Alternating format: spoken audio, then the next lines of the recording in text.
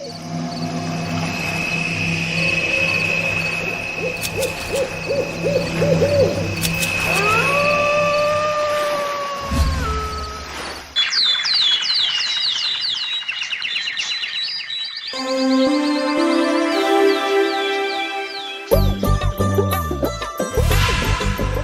দূর, হঠাৎ করে কেন যে এত চুল ঝরছে বুঝতেই পারছি না। কতদিন হয়ে গেল চুল ওঠা আর থামছেই না। না, এমন হতে থাকলে তো মাথায় টাক পড়ে যাবে। না না না, আজ রাজবৈদ্যের কাছে পরামর্শ নিতে হবে। কি ব্যাপার মহারাজ, আজ আপনাকে এমন চিন্তিত দেখাচ্ছে কেন? জীবনে বড় দুঃখ গোপাল, মন মেজাজ একদম ভালো নেই। সে কি, কি হয়েছে মহারাজ? গোপাল থাকতে দুঃখ কিসের? আর বলো না, মাথার চুলগুলো আজকাল ঝড়ে পড়া পাতার মতো পটপট করে ঝরে যাচ্ছে। আমি তো জানি কেন এমন হচ্ছে, কিন্তু এখনই মুখ খুললে চলবে না। আর একটু বেশি বিপদ বাড়লে তখন মাঠে নামবো। তাই বলুন। এ তো খুব ছোট ব্যাপার, চুল ঝরলে টাক পড়বে, আর সেটা পড়া কত ভালো জানেন? কথায় আছে, যত বড় টাক তত বেশি টাকা। তুমি চুপ করো তো বাপু। যদি টাক থাকলেই টাকা হতো, তাহলে তোমার টাকা কোথায়? যেটা বোঝো না সেটা নিয়ে কথা বলো না। তাই না তাই, মহারাজের ঝরছে চুল, চিন্তার ভাঁজ মাথায়। গোপাল যতই চেষ্টা করুক, চিড়ে ভিজবে না কথায়। তোমরা সকলে থামো তো দেখি। ও রাজবৈদ্য, তুমি এর কিছু উপায় বলো। আগে মহারাজ, অনেক সময় দেহে ওই লৌহের পরিমাণ কমে গেলে এমন চুল ঝরে। আপনি বরং পালং শাক, ওই কিশমিশ, কলা ও আরো কিছু ফল আমি বলে দিচ্ছি, সেগুলো বেশি করে খান। আচ্ছা আচ্ছা আচ্ছা, তবে তাই করে দেখি।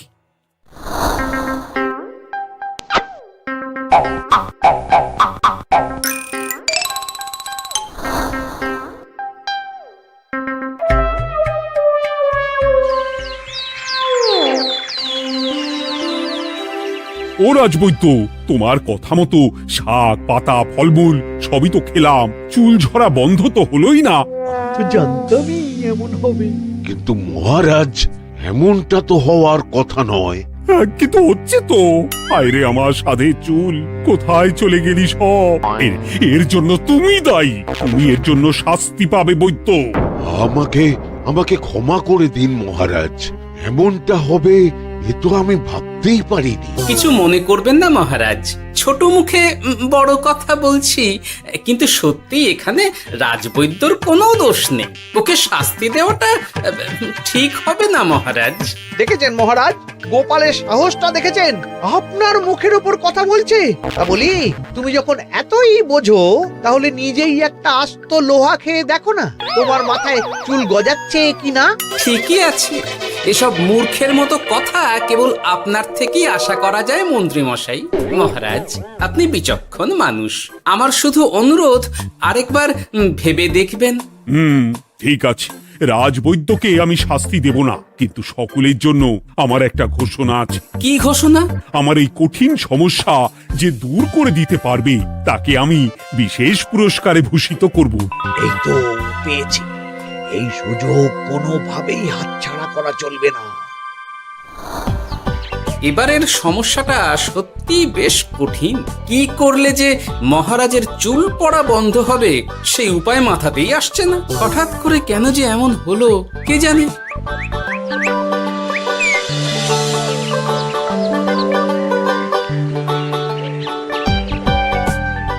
ও মা, তুমি এসে গেছো? একটু বসো, আমি তেলটা মেখেই হাত ধুয়ে খাবারটা বাড়ছি। হ্যাঁ, সে ঠিক আছে, কিন্তু তুমি কিসের তেল মাখছো এটা? কি আবার মাথার চুলের তেল? এখানেও চুল, ওদিকে মহারাজেরও চুল ঝরে পড়া নিয়ে আমরা সবাই হিমশিম খাচ্ছি গিন্নি। আরে, মহারাজের অত সুন্দর কালো চুলগুলো ঝরে যাচ্ছে, এ তো ভারী দুঃখের কথা। সে আর বলতে। ওই জন্যই তো আমি আমি বাবা মাথায় এই জড়িবুটি তেল মাখি। এতে চুলের গোড়া শক্ত করে, চুলকে ভালো রাখে, নতুন চুল গজায় সব। হ্যাঁ কি কি বললে? নতুন চুলও গজায়? সত্যি? হ্যাঁ, বাহ, তাহলে আর চিন্তা কি? আমাকে এই তেলটা একটু দিতে পারবে গিন্নি? মহারাজকে দিয়ে আসি। উনি বলেছেন যে ওনার সমস্যা দূর করতে পারবে তাকে উনি পুরস্কার দেবেন। উমা, এই তাই নাকি? এই তো দারুণ ব্যাপার গো। নাও নাও নাও, তেলখানা নিয়ে মহারাজকে কাল দিয়ে এসো তাহলে। আর জানিয়ে দিও, দিনে 2 বার কিন্তু তেল মাখতেই হবে। হ্যাঁ আচ্ছা, ঠিক আছে।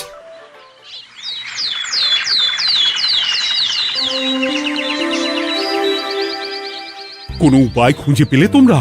আগে মহারাজ, আমি আপনার জন্য নকল চুল বানিয়ে এনেছি। যতদিন আপনার চুল পড়া বন্ধ না হচ্ছে ততদিন আপনি এটা পরে ব্যবহার করতে পারেন। সে তো বুঝলাম, কিন্তু নকল চুল তো আর আসল চুলে জায়গা নিতে পারবে না বিজ্ঞানী।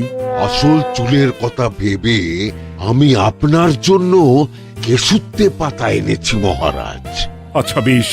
তা গোপাল, খুব তো আগের দিন বকবক করছিলে, তুমি কি এনেছো শুনি?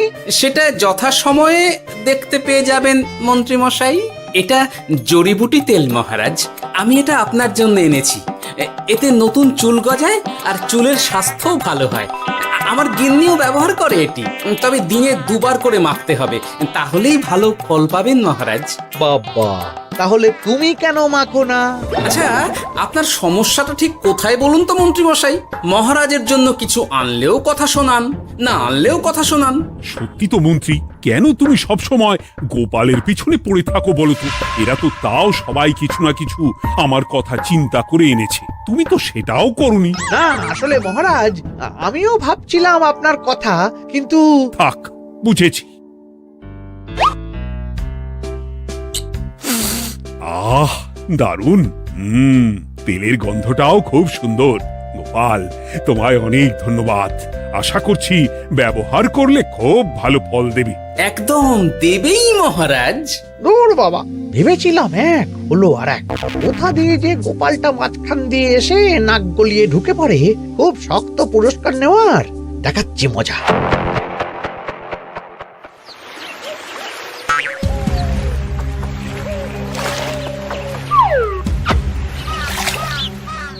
এবারে গোপালের তেল দিয়েই সব কিছু তোলপাড় করব।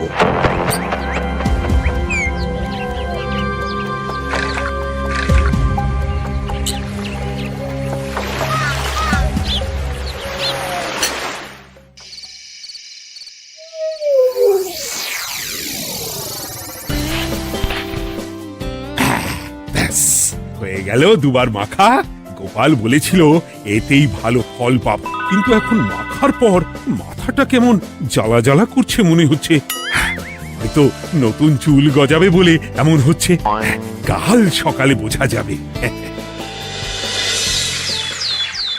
এতক্ষণে বোধহয় ছোট ছোট চুল গজিয়েই গেছে। কি এটা চুল গজানোর তেল ছিল নাকি পড়ে যাওয়ার? হে ভগবান, যেটুকু বাকি ছিল সেটাও ঝরে পড়ে টাক পড়েই গেল। গোপালই হলো যত নষ্টের গোড়া। আজ আসুক সভায়।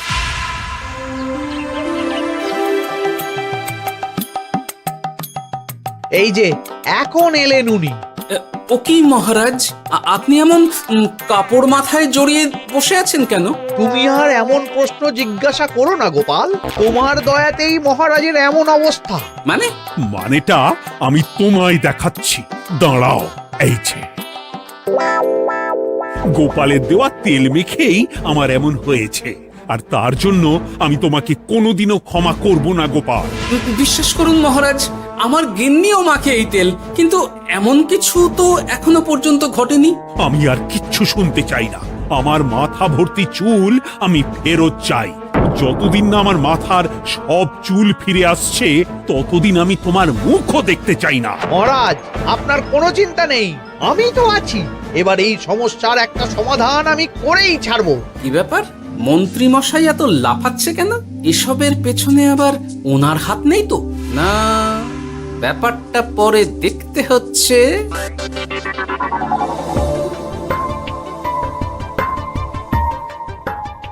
আমি বলি কি মহারাজ, এই সময়টা বরং আপনি নকল চুলটা মানে মানে পর চুলা ব্যবহার করুন। হ্যাঁ, অগত্যা, কিছু তো একটা গন্ডগোল আছেই। গিন্নিও তো রোজ মাথায় তেল মাখে, কই এমন তো হয় না। মন্ত্রী যদি কিছু করেও থাকে তাহলেও হাতে নাতে ধরবো কিভাবে? ও কি গো গোপাল দাদু, এখন এই সময় তুমি রাজসভা ছেড়ে এখানে? তোদের দাদু আর রাজসভায় যাবে না রে? কি বলছো গো? কেন? আর কেন, বিনা দোষে এমন শাস্তি। তোমায় শাস্তি দিয়েছে, তুমি শুধু বলো কে তোমার সাথে কি করেছে, বাকিটা আমরা বুঝে নিচ্ছি। আচ্ছা বলছি, কৃষ্ণনগরের মন্ত্রী মশাইয়ের বাড়িটা কোন দিকে একটু বলতে পারবেন? কৃষ্ণনগরে নতুন নাকি? আগে তো আপনাকে কখনো দেখেছি বলে মনে পড়ছে না। হ্যাঁ, আমি এখানে থাকি না, আমি এখানে আমার কাজে এসেছি, তাই মন্ত্রী মশাইয়ের বাড়ির ঠিকানাটা যদি একটু বলে দেন। নিশ্চয়ই, এ পথ দিয়ে সোজা চলে যান, তারপর কিছুটা ডান দিকে গেলেই পেয়ে যাবেন। আচ্ছা, অনেক ধন্যবাদ। ভিন গাঁয়ের লোক মন্ত্রী মশাইয়ের বাড়িতে? ব্যাপারটা বেশ সন্দেহজনক লাগছে। এই এই গুলটে ন্যাপলা, তোরা তোরা দুজন একটু আড়াল থেকে দেখতো লোকটা মন্ত্রী মশাইয়ের বাড়িতে ঠিক কি জন্য এসেছে, তারপর আমায় খবর দিস। ঠিক আছে গোপাল দাদু। তোমার আবার এখানে আসার কি দরকার ছিল? আমি তো বলেছি যে আমি ঠিক গিয়ে তোমার পাওনা গন্ডা মিটিয়ে দেবো। মিটিয়ে দেবে? কতদিন হয়ে গেছে জানেন? দেখো, হয় আমার কীটনাশক আর সার সব ফিরিয়ে দিন, নয়তো আমার জিনিসের দাম মিটিয়ে দিন। কীটনাশক, সার আর কি করে ফেরত দেবো বলো? ও তো সব পুকুরের জলে মিশে গেছে। ওসব আমি জানি না, আমার পাওনা গন্ডা মিটিয়ে দিন, ব্যাস।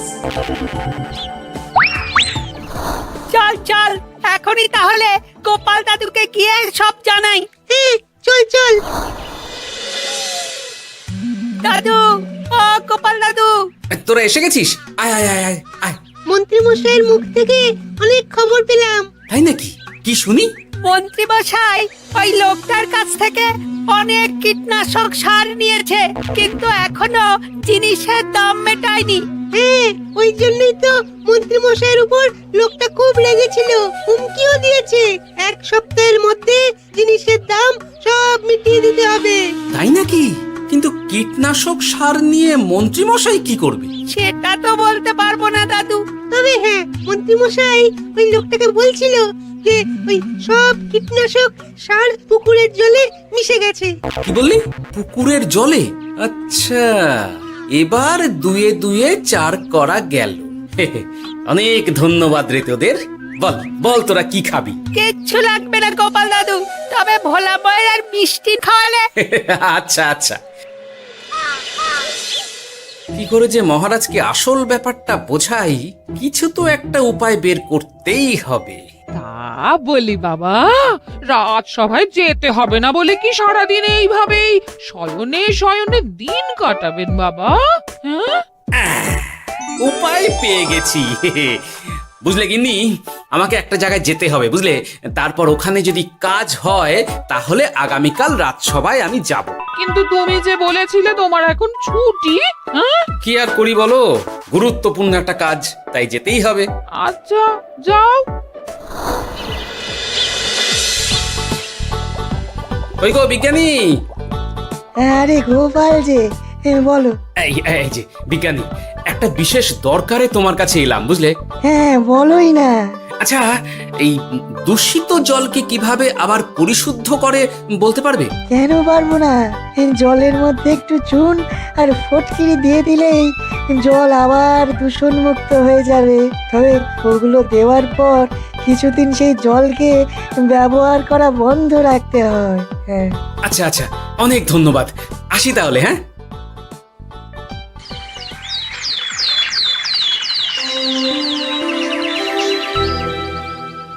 ছায়া পড়েছে, ছায়া পড়েছে। আমি বেশ বুঝতে পারছি তার ছায়া পড়েছে এখানে। কার ছায়া পড়েছে? আজকাল তোর মাথা থেকে অনেক চুল ঝরে পড়ছে, তাই না? আগে হ্যাঁ সাধু বাবা, আপনি একদম ঠিক কথা বলেছেন। ও বাবা, এই আবার কোথা থেকে উদয় হলো? আরে আমি একা গিয়ে সেই স্নানের পুকুর পরিদর্শন করতে চাই। যথা আজ্ঞা বাবা।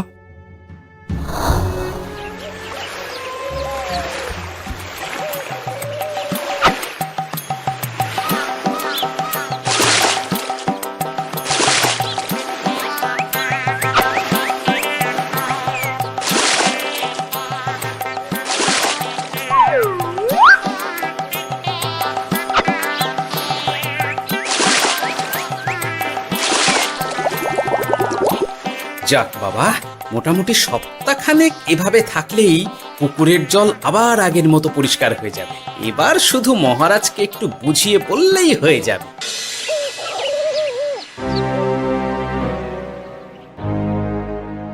কি বুঝলেন সাধু বাবা? আমার অনুমানটাই ঠিক ছিল। পুকুরের জলে কালো ছায়া পড়েছে, কুদৃষ্টি পড়েছে, তাই এমন হচ্ছে।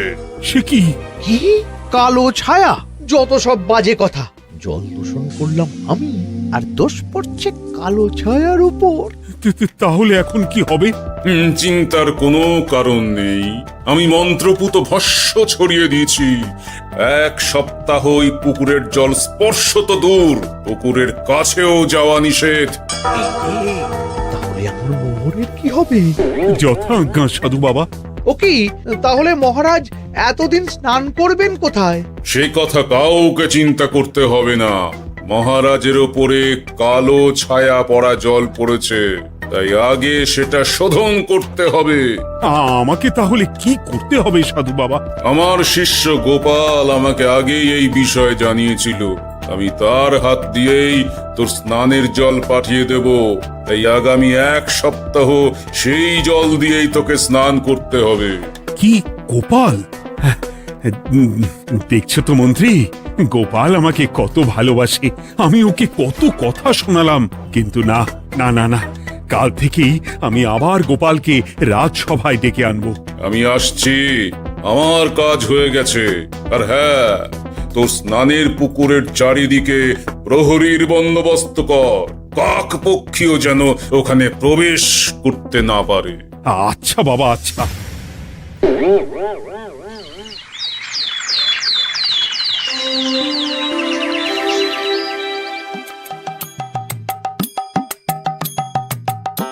গোপাল, তোমাকে আবার এখানে দেখতে পেয়ে আমার খুব ভালো লাগছে। তোমার গুরুদেব গতকাল এসেছিলেন, কিছু মনে করো না। না বুঝেই তোমাকে অনেক কথা শুনিয়েছি।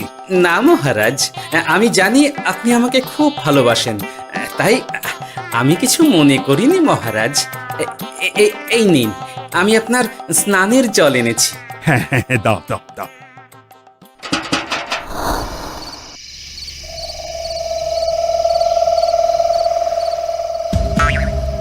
ও বাবা, পুকুরের কাছে যে গিয়ে দেখবো সে উপায় নেই। চারপাশে প্রহরীতে ভর্তি, তাহলে কি সত্যি সত্যি কালো ছায়া পড়েছে? ভালোই হলো, পাওনাদারকে বলে দেবো কীটনাশকটা জালি ছিল। হি হি।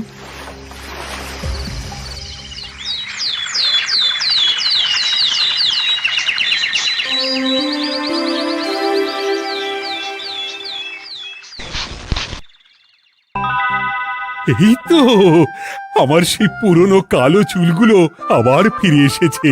আহা, কি যে আনন্দ হচ্ছে দেখে। আজ 1 সপ্তাহ সম্পূর্ণ হলো। গোপালের জন্য আমার স্নানের পুকুর থেকে কালো ছায়া দূর হয়েছে। আমাকে এই সমস্যা থেকে দূর করার জন্য আমি গোপালকে 100টি মোহর উপহার দিতে চাই। ধন্যবাদ মহারাজ। দূর, আমার আর ভালো লাগে না। সব সময় গোপালই মোহর পায়, এটা তো আমার পাওয়ার কথা ছিল। এদিকে আজকে পাওনাদারও আসবে।